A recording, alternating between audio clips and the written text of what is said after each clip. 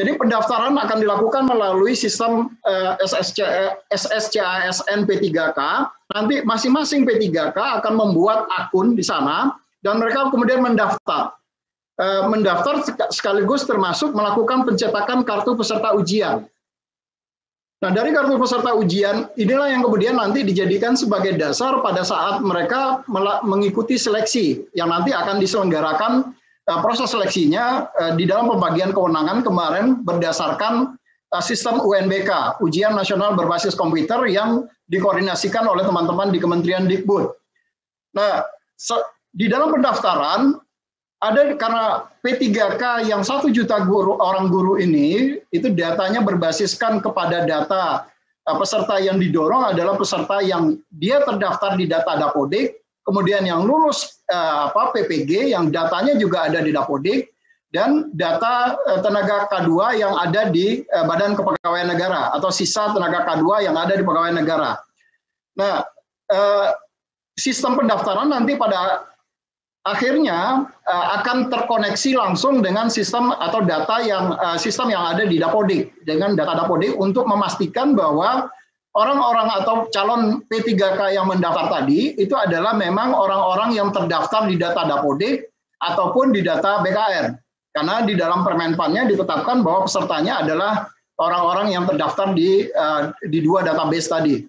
Nah, sistem kami juga akan terintegrasi, bukan akan terintegrasi, tapi terintegrasi dengan Dukcapil terkait dengan data kependudukan, karena setiap calon pegawai negeri sipil atau calon pegawai ASN mereka harus menginput nomor induk kependudukannya. Kenapa? Karena di dalam Undang-Undang ASN orang yang berhak untuk bisa menjadi pegawai ASN itu adalah orang yang warga negara Indonesia yang itu diwakili melalui nomor induk kependudukan. Jadi data kami atau sistem kami terkoneksi dengan sistemnya Dukcapil untuk melakukan verifikasi apakah betul yang bersangkutan adalah warga negara Republik Indonesia, dan sistem juga terkoneksi dengan data Dapodik. Kalau yang bersangkutan tidak terdaftar di data Dapodik, maka sistem tentu saja nanti akan mereject yang bersangkutan atau tidak bisa mengikuti pendaftaran. Nah, setelah dilakukan pendaftaran, maka nanti teman-teman di Kementerian Dikbud akan melakukan verifikasi terhadap data. Ini akan dilakukan oleh teman-teman di Kementerian Dikbud. Karena kenapa dilakukan oleh Dikbud?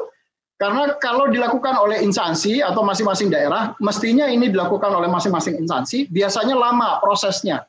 Jadi ini kemarin yang disepakati bahwa nanti teman-teman Dikbud yang akan membantu melakukan verifikasi terhadap data para pelamar yang masuk. Nah, setelah mereka melakukan pendaftaran, mereka kemudian mengikuti seleksi melalui sistem UNBK yang tadi kami sampaikan. Setelah mereka selesai seleksi, maka data hasil seleksinya kemudian disampaikan kembali kepada BKN. Kemudian BKN akan melakukan pengolahan hasil seleksinya dengan menggunakan kembali sistem SSCASN P3K. Setelah datanya sama, tidak ada perbedaan data antara hasil data peserta ujian dengan data yang disampaikan oleh teman-teman Dikbud, maka kemudian BKN akan menandatanganinya juga secara digital. Dan proses ini sudah kami lakukan, baik untuk diseleksi CPNS 2018 ataupun CPNS 2019, kami tidak ada lagi proses penyampaian dokumen itu secara manual, tetapi penyampaian dokumen dilakukan semua secara digital atau secara online. Nah, proses penandatanganan penetapan kelulusan itu juga ditandatangani secara digital oleh Kepala BKN. Nah, begitu mereka nanti hasilnya ditandatangani oleh Kepala BKN secara digital, maka masing-masing instansi itu dapat mendownload datanya, data kelulusan, kemudian mengumumkan hasil kelulusan dari seleksi ini.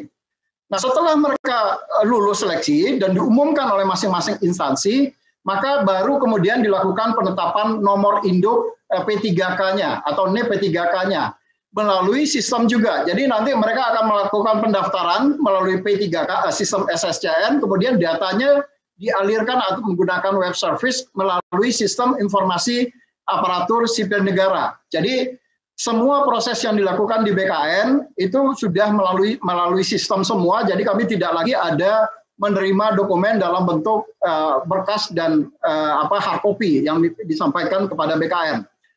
Nah, di dalam proses penetapan hasil, pengelolaan dan pengelolaan penetapan hasil, ada seperti yang tadi kami ceritakan, semua prosesnya dilakukan by system, tidak lagi dilakukan secara manual. Sehingga proses perhitungannya pun dilakukan secara transparan. Jadi tidak ada kemudian ada intervensi orang yang berpotensi bisa merubah nilai dan segala macam. Karena kalau terjadi ada perubahan nilai, maka akan tercatat di dalam log activity di dalam sistem kami. Apakah itu di dalam sistem SSC-ASN ataupun di dalam sistem informasi aparatur sipil negara terkait dengan NIP yang sudah ditetapkan. Nah, ke depan kami juga di dalam rangka percepatan ini, tahun ini sebenarnya tahun akhir 2020 kemarin kami sudah menyiapkan bahwa masing-masing instansi kemudian bisa melakukan pencetakan SK-nya juga by system dengan menggunakan tanda tangan elektronik.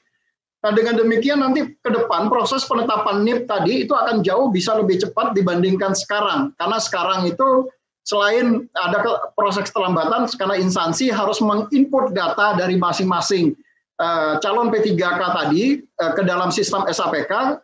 Dari situ kemudian baru dilakukan verifikasi oleh BKN apakah terjadi berkasnya sudah lengkap atau tidak lengkap. Kalau sudah lengkap kemudian ditetapkan pertimbangan teknis nomor induk P3K-nya. Kalau tidak lengkap kemudian dikembalikan dokumen-dokumen tadi yang disampaikan juga by system. Nah, itu kira-kira terkait dengan persiapan atau proses seleksi P3K calon P3K guru sebanyak untuk 1 juta guru, atau tadi sudah disampaikan oleh Pak Ari Katmoko, jumlahnya lebih kurang yang sekarang baru mendaftar itu sebanyak 489.664 formasi yang akan diikuti melalui 407 instansi. Nah, mungkin untuk sementara demikian Pak Ketua yang dapat kami laporkan terkait dengan progres yang sudah dilakukan di dalam penetapan NIP P3K dan rencana ke depan terkait dengan persiapan pelaksanaan seleksi P3K sebanyak 1 juta orang guru. Demikian, terima kasih. Assalamualaikum warahmatullahi wabarakatuh.